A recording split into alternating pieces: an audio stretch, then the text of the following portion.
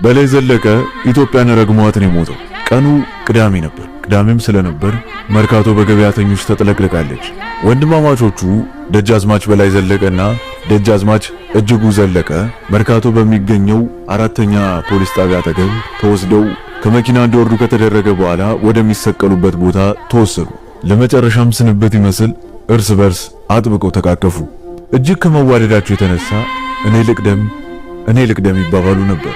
የፍርድ አስፈጻሚው ዳኛ ታናሽ እንዲቀድም ወሰነ። ከዛም እጅጉ ዘለቀ ተሰቀለ። ቀጣይ ተረኛ በላይ ዘለቀ ነበር። በላይ ዘለቀንም ለመስቀል ደረጃውን አወጡት። ለአንድ አፍታ ቆም አለና አንቺ ሀገር ኢትዮጵያ እውነት በድዬሽ ከሆነ የሰማይ አምላክ ነፍሴን አይቀበላት፣ አልበደልኩሽ ከሆነ ግን ወንድ አይብቀልብሽ ብሎ ረገማት። ይህን የመጨረሻ ንግግሩን ከተናገረ በኋላ በታሰሩት እጆቹ አማተበ። ከዛም ተሰቀለ። ሲገደል 35 ዓመቱ ነበር። ጣሊያን በመድፍ በአይሮፕላን በመትረጊየስ በአልቪንና በሚኒሽር ሊገሉ ያልቻሉን ጀግና የሀገሬው ሰው በነጭ ገመድ ሰቀለው። ኃይላት ነበርኩ።